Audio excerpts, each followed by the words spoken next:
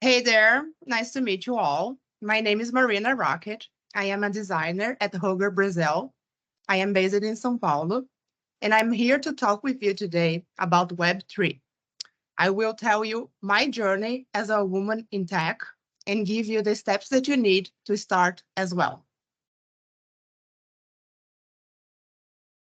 We are going to learn the basics about what is web3, what is blockchain technology. I will teach you about smart contracts, the different kinds of tokens, what are NFTs, and at the end, I'm going to show you how you can create your own MetaMask and how you can buy your first NFT. Vanda, I'm seeing that you have your hand raised. Go ahead. No, sorry, that was a mistake. I was just doing an emoji instead. Okay. Since this event is part of the International Women's Month program at Hogarth Worldwide, and the goal here is to onboard more women in tech, and of course, in Web3, I want to share a reflection. I don't know if you guys know about Girls Who Code. It's an international nonprofit organization that aims to support and increase the number of women in computer science. So what I think is the most amazing thing about this program is that this woman, Reshma, the creator of Girls Who Code, says that the most important thing that girls learn when they are learning how to code is not even computer science itself. It's about embracing imperfection. In her theory, she explains that coding is an endless process of trial and error. Code breaks and then falls apart, and it often takes many, many tries until that magical moment when what you are trying to build comes to life. It requires perseverance, and it requires imperfection.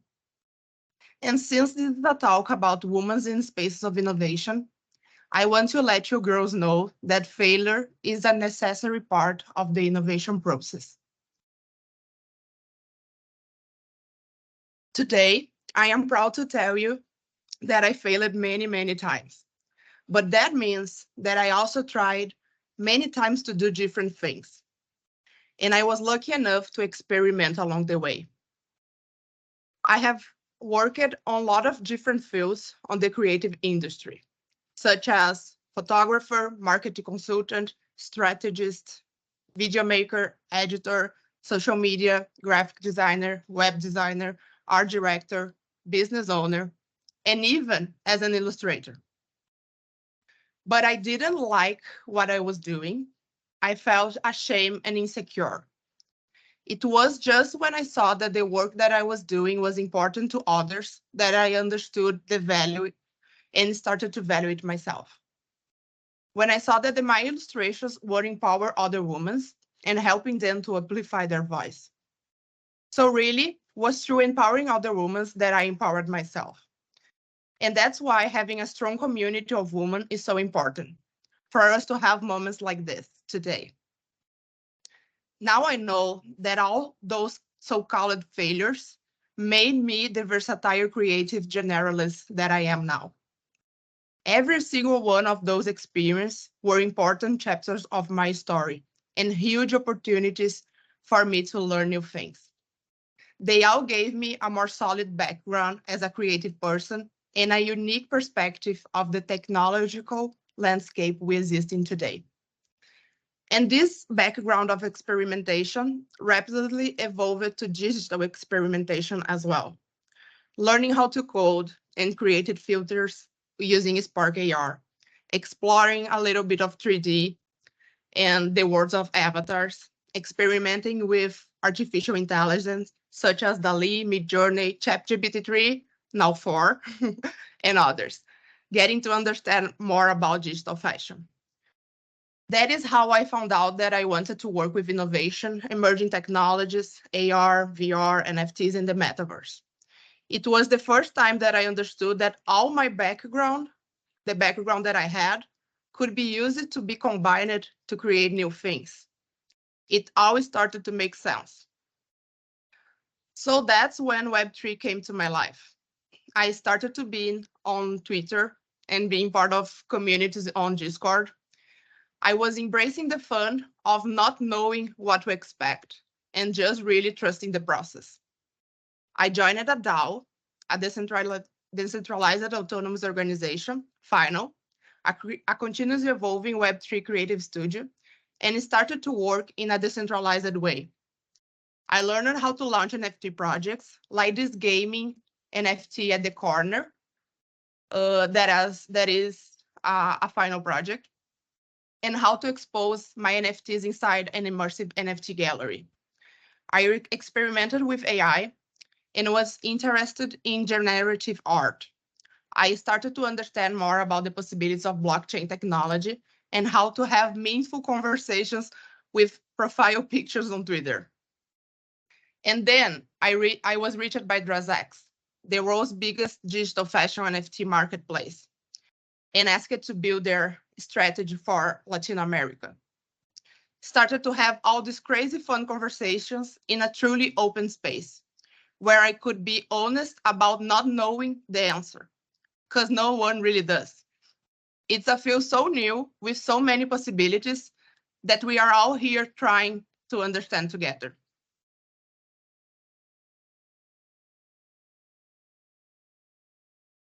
So I don't know much, but I'm going to tell you everything that I know from this crazy world of Web3. And why am I telling you all of that? Because being an artist and a creator is what attracted me to Web3. Web3 is all about ownership, being in control of the things you create. Let me give you an example.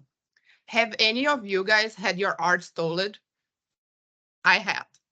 I saw many illustrations of mine running around Pinterest and Instagram without giving me the credit.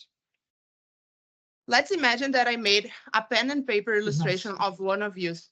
Sorry? I heard one of you talking. So let's imagine that.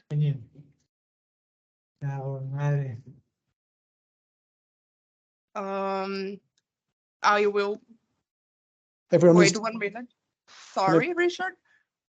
can everyone go on mute? I'm going to say. Yeah, thank you. So let's imagine that I am making a pen and paper illustration of one of you. So not an NFT, right?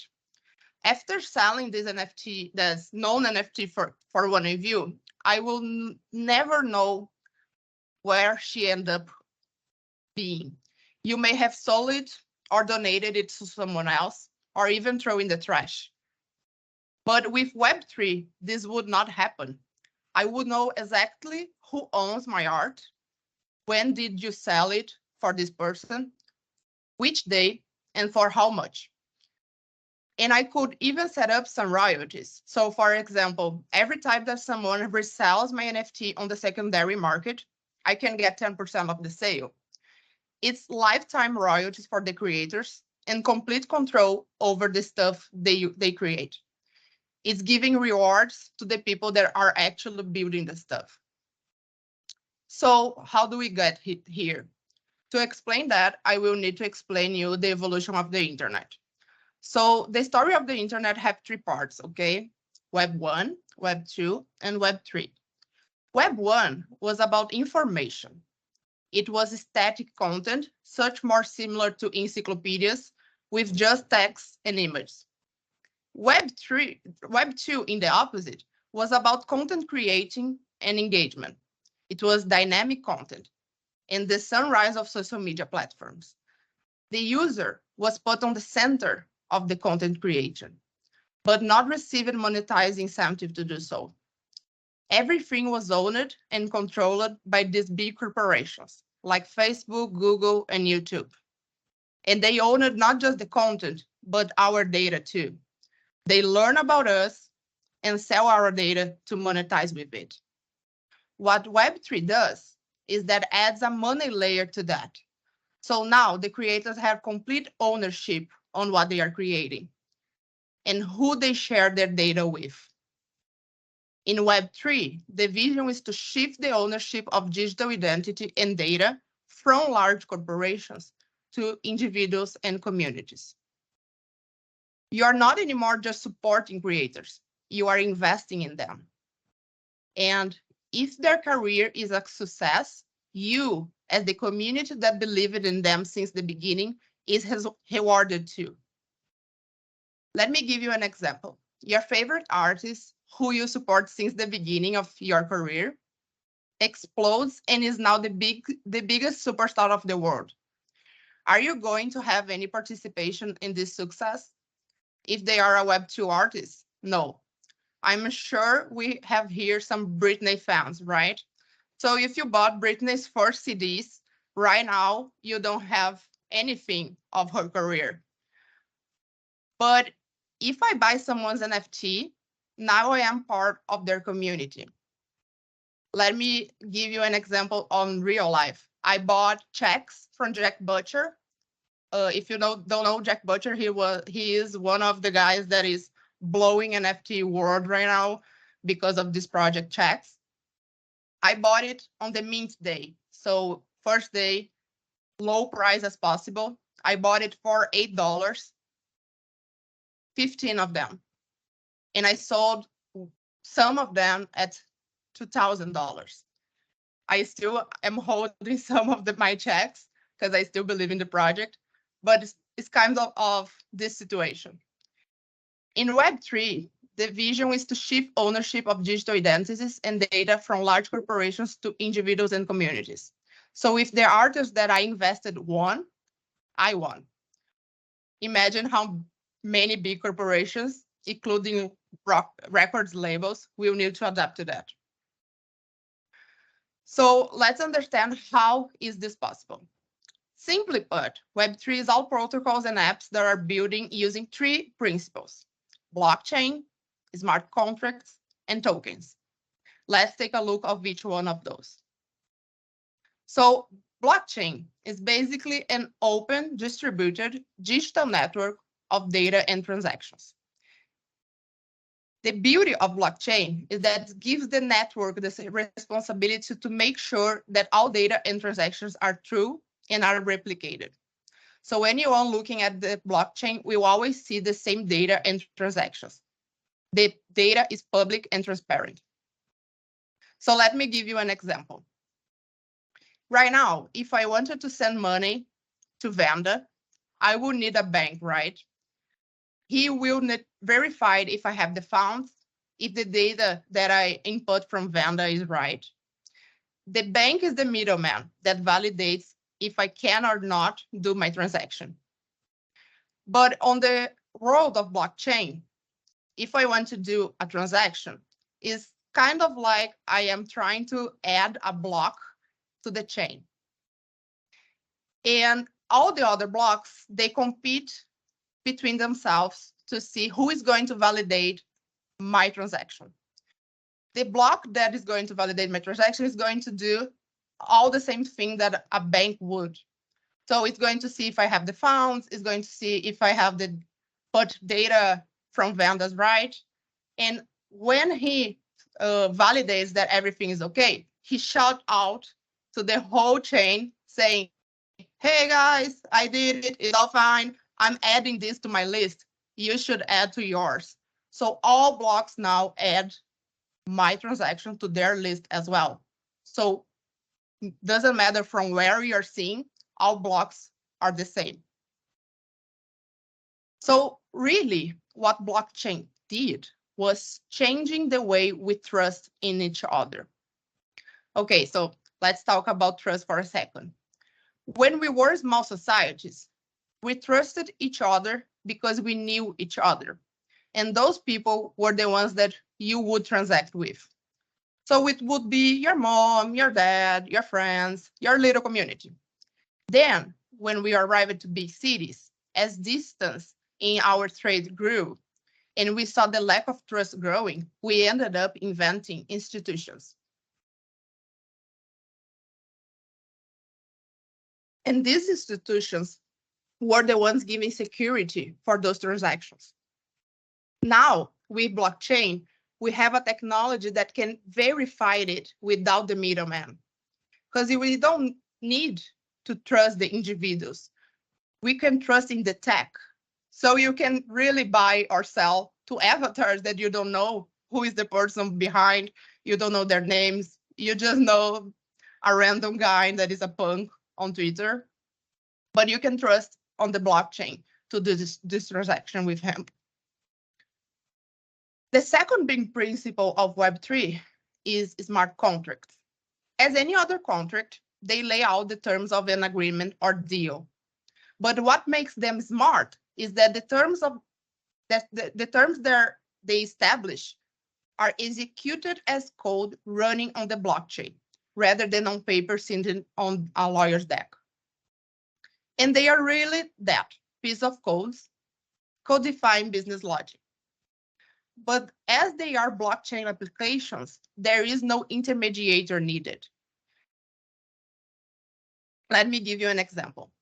If someone is working for a DAO and requests to be paid, this person will submit a request to the DAO's governance. And once the DAO members vote that yes, the transaction could be done, when the voting ends, it's automatically on the crypto wallet of the person. Imagine how much time and bureaucracy we are going to save.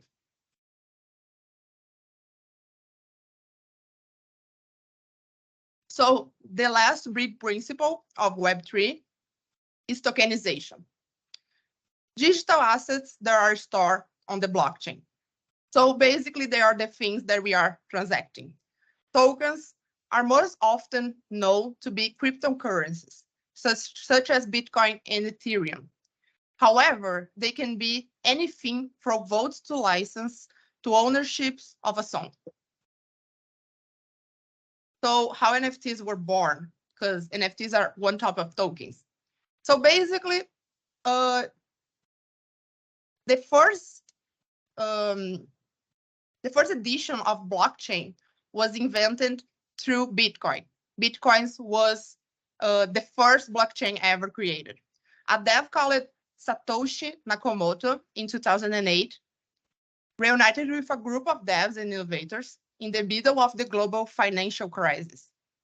And they started to think, what if we detached the financial system from banks?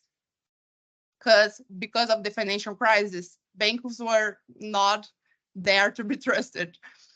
And so they created the first version of the blockchain, Bitcoin. But after that, another group of innovators looked at what they have done and started to think, what if we could have a faster, cheaper version?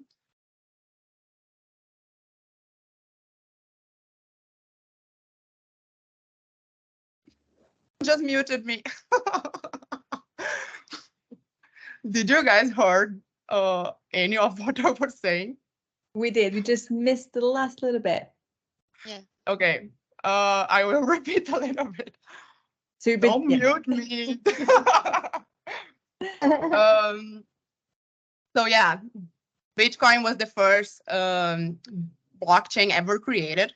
And then another group of innovators look at what these guys have done with Bitcoin and started to think, what if we could have a faster, cheaper version that will allow us to support different types of digital assets?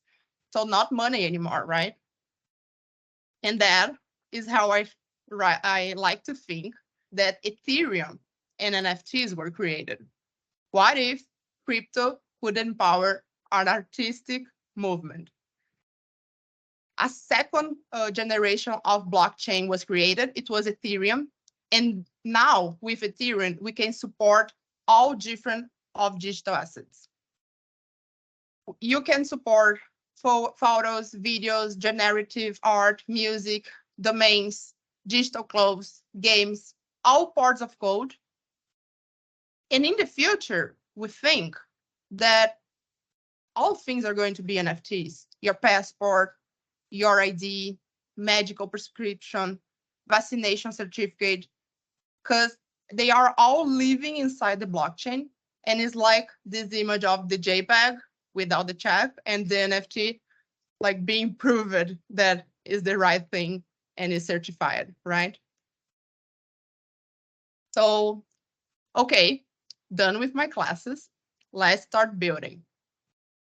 So you're convinced, right? You already understood why Web3 is so important, why is the future, and now you want to know how to start. Step One, you will need to get some ETH. But don't worry, buying Ethereum has never been easier or safer. You can use beginners-friendly platforms like Binance, Coinbase, or Gemini.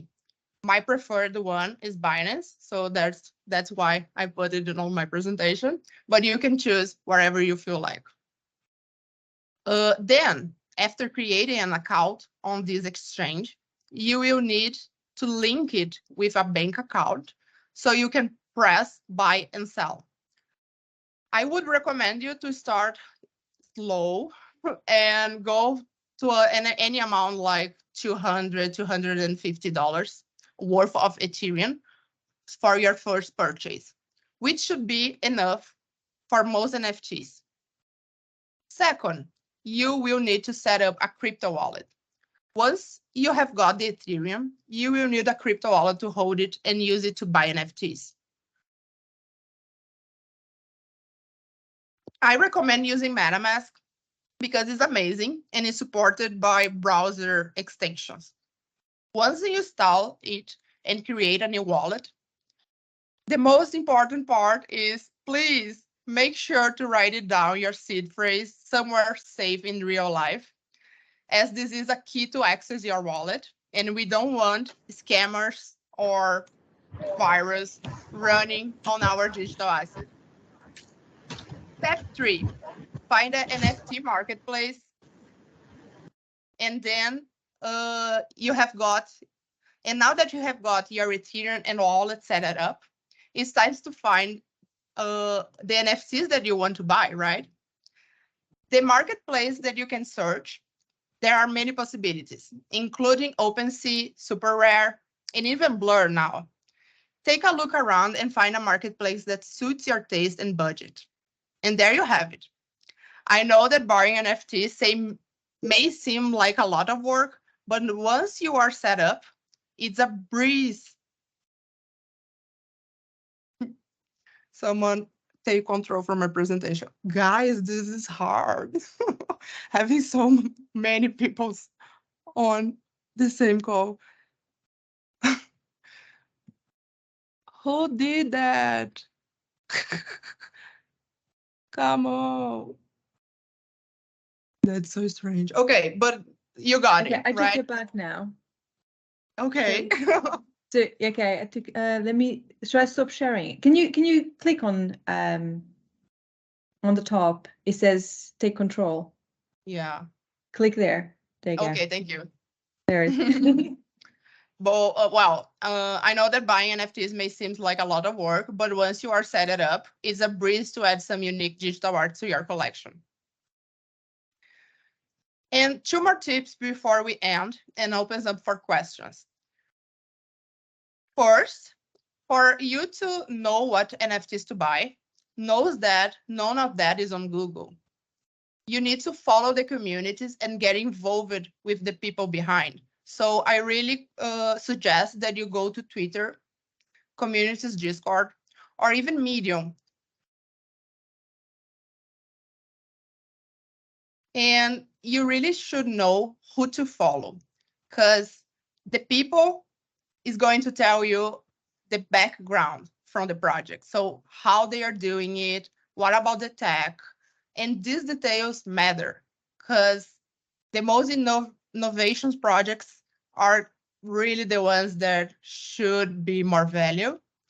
And if you follow the projects, you're going to know about when they are going to launch, when it's going to be the mint day, if it is going to have any mechanisms like burns or other stuff, and even if they are going to airdrop new NFTs for the members. So it's really a matter of getting involved with the people that are behind the projects, knowing who to follow and being part of the community, being in touch with them. My suggestions are on my Notion page. I created just for you, so you can have all the information that I'm talking here, condensed and summarized. You can see there where you should create your crypto wallet. So I have the link of MetaMask there, how you can buy your first NFT in step by step, and a list of people to follow as well. If any of you want to connect, my channels are open. If you want to talk about projects to learn more about one of other subjects, I am open to share reference to do one-on-one or anything else that I could help. Thank you, and I will open for questions now.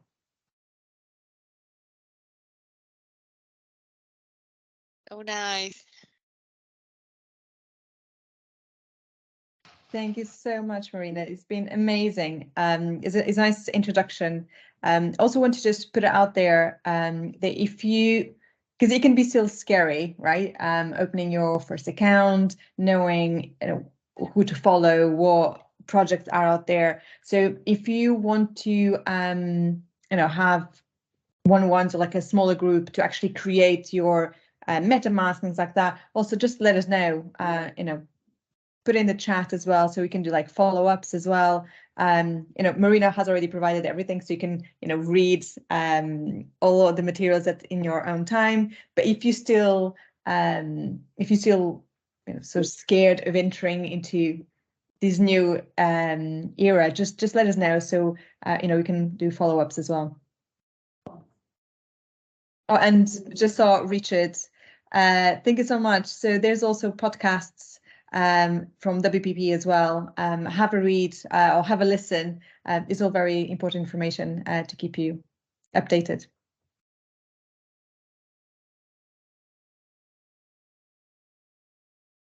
We have questions, Marina, in the chat. I would let Valeria speak it up and ask her question. Is it me, Valeria, or another Valeria? Sorry, Valerie. Thank you. How do you That's say fine. I'm from Argentina, so Valeria is the correct one. Anyway, wonderful presentation. Thank you very much. I was wondering, because I did, let's say, enter the NFT world, like having my own first one and open the wallet and whatever, and it's there, sitting there.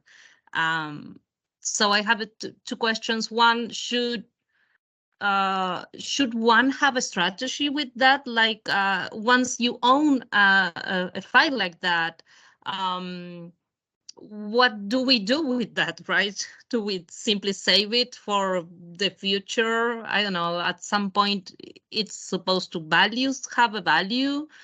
Is there any strategy long term to deal with that type of assets? Yeah. Yes, you can have a lot of different strategies. Depends of what are your goals with that, right? If you are planning to trade to make some money, just do it. But if you're buying art that you like and you believe in, you hold it because you think first the art is cool and you want to hang on your wall, or you want to show for your friends, or you want to have an NFT gallery immersive or something like that, or even to be part of the community, to talk with the people that are behind the project or other members of other DAOs. So it really depends on your goal with it. I am someone that would do a strategy that a lot of people on NFTs world do. That is, I buy 3 of the NFTs, one for trading, so I save my money, one for the middle term, because let's think about 1 month or 2 if the projects get some value or something like that. And 3, I hold forever because I want to be involved with the project. So with this strategy, you can take it back, the money that you put on the first one, and with the others, you just play and have fun. Okay, it makes sense. Thank you. And I have the second part of a question, if I may. I have a child artist. He loves drawing and whatever, and he has been asking me, like, Mom, I know this exists. I want my art to be out there. I want to do, this type of file and maybe sell it. That's the fantasy. So I wonder, is a child allowed to enter the world? Is it Yeah. safe? Should I, do it under my name? Do you know what would be your advice? I would suggest you to search about the whale project that is from a child that now is millionaire because of it. His dad is involved as well, so his dad is behind everything. It's not the child doing it by himself, but the tech part is what it was actually the little kid that learned a little bit of code. So this is fantastic, and it was why the project got so many news and materials from social media. But yeah, it's possible. The most important part is building a community. So you will need to build the people that would be involved in the project, being members, buying your NFT, and reward them for investing on you at the first time. Okay. Anyone else? Thank you, Valerie. There's quite a few questions on the chat. Not sure if you want to go through and answer some of them. Yes. So Irina, thank you, Marina. How about selling NFTs? So yeah, it's more or less the things that I was talking with Valerie. To launch the NFT, you need some hype for sure. You need a community, you need people buying your NFT. So if it's not because the thing that you are creating is super innovative, like the gaming NFTs that I showed you guys, is a gaming NFT, is super innovative. So you get people interested on your project because of that. Or it can even be because your art is amazing, is a generative art. You have to create something that people are going to really get involved with it. Angela, I saw your hand. Do you want to open your mic and ask? Can you see me now? Yes. Hi, nice to meet you. Hi, nice to meet you, Marina. Great presentation. I find it really, really helpful and interesting. My question is basically about, based on your experience, what do you think is the level of risk with NFT? I mean, when risk? when we go through the process, what is the level of risk of yes. That's what I wanted to know. Thank you. There are a lot of risks. You have to take care a lot of what you are clicking and connecting your MetaMask with. I have a friend that got scammed because he clicked on it was a scam, like, hey, click in the site, and he clicked and it drained all the money that he has on his wallet. So you need to trust the links that you are clicking are the official ones. You need to go to the Twitter of the project and click on the link there that goes to the OpenSea. Like, you need to be cautious because the design UX UI of those projects are horrible. And as I am a designer, I'm super concerned with the user experience of it. The real risky part, for sure, the most dangerous part are the scammers, are the people that DMs you or send you some links on the chat and you trust them and you don't understand that, oh, this is not the right project. So Jack Butcher, for example, on Twitter, when the project blew off and it was amazing and everyone was talking about it, it started to happen that a lot of people created Jack Butcher's fake account to scam people. So you need to be cautious and super aware of what you're doing. Can I just add something here?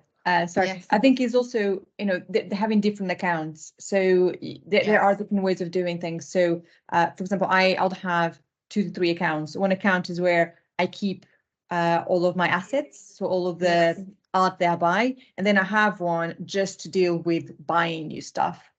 So there are some.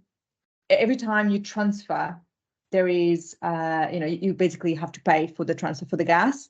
So there's hot wallets and cold wallets, which we can go into it on another session as well, which some of the assets can be stored offline, or you can have different hot wallets, but you don't connect them necessarily to some of the platforms, so you're safer. So there's different ways to protect yourself online as well. Yes. Is there a kind of community that kind of share for, those scammers that might have already been discovered? That basically kind of a list of, if you notice this one coming to you, don't trust it. There are tons of scammers out there, so It's difficult. they are new every day. But the Twitter communities of NFTs always starts to show them their faces and Okay. don't click that, don't click this. But each person has different paths of knowing it, so it's a lot of scammers to get track of. Okay, thank you, Marina. Great presentation. Thank you so much. Thank you for your question, Angela. I'm seeing one more hand. Vijayarajan. I try my best. Yes, Marina, it's Vijay Rajan. Yeah, Hi, thanks. nice to Thanks meet for you. thanks, Marina. Thanks for the great session. My question is, there are many brands using NFT nowadays for launching their virtual goods or virtual clothing. They're using NFTs, and how do you see from here in the next few years? For example, we use Ethereum to buy it, and Ethereum is also losing its value, and it's also fluctuates, right?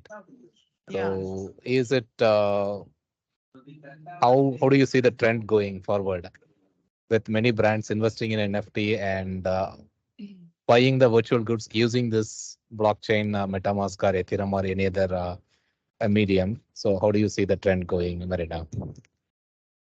I really hope that those brands that are entering NFT space, they do it right, because I'm seeing a lot of projects from people that don't know anything about the Web3 community and what we are expecting from NFTs projects. So, for example, Gucci, they launched a project and it was full of bots. So people were not being able to buy their NFT with Super Plastic because the bots bought it first. So what I'm seeing is that brands needs to learn a lot, and the brands that are doing it right are the ones that are hiring people from communities or that are already have launched NFTs projects, because it's a super other world. It's not like launching end product as a Web2 company. But about Ethereum, I believe in Ethereum. I am a supporter, so I don't know if I'm not biased about it. I think the fluctuation of the value of the coin, we are in a bull market right now, so it's not that great, but I think it's going to be really value. I believe in Ethereum, and I am an investor, so I think it's one of the most amazing blockchains ever created. I prefer it even from the other ones, version 3, version 4 of blockchain, Polygon, and others. But for brands, yeah, my take is that they are going to need more time to learn. Okay. Thanks, Marina. Thank you. So if any other person would like to, Mohammed, go.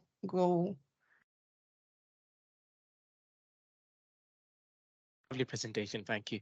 Thank you. My question is there any guidance to understand the market structure before kind of investing into kind of crypto space and NFTs, just to understand when the breaks of market structure is to trend, and what are the fundamentals of technical analysis before kind of investing into the crypto space? Because obviously, some of the questions here are very much, obviously, when you put in your money into crypto space, you could lose a lot of that investment. So Yeah. is there any guidance around to understand the market structure a bit more? And what would be your suggestion on that? Yeah, what I think about this is that it's like trading.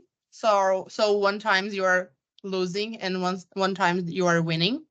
My personal approach to that is that I'm starting to build an NFT project. But if you think it right, the persons that are buying the NFTs, they are trading. So it fluctuates and you don't know really how it's going to be. It's a guess, right? But if you're building the project, you're always earning, right? You are always having people investing on your project, and you do 300 Ethereums or 500 Ethereums. Like, I really believe that the people that are building the technology and that are building the projects are the ones that are going to have the portfolio in 1 year or two to create projects to brands. So I am more involved on this part than in the trading itself. I do it, but it's just for learn. I do it in small proportions. I don't go hard on it. For me, is my learning budget. Thank you, Mohamed. Thank you.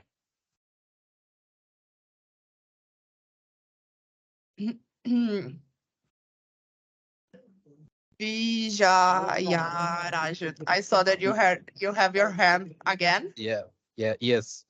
This time you got my name right. Yes, Marina. My question is, I also worked on virtual and augmented reality projects. So what I see, the more success of NFT is the more virtual worlds are created, like Decentraland or Facebook Horizon or Roblox. So, once these more companies get into virtual world or into metaverse, that's when people will also more interested into NFTs. That's what my perspective is. So what do you feel about it?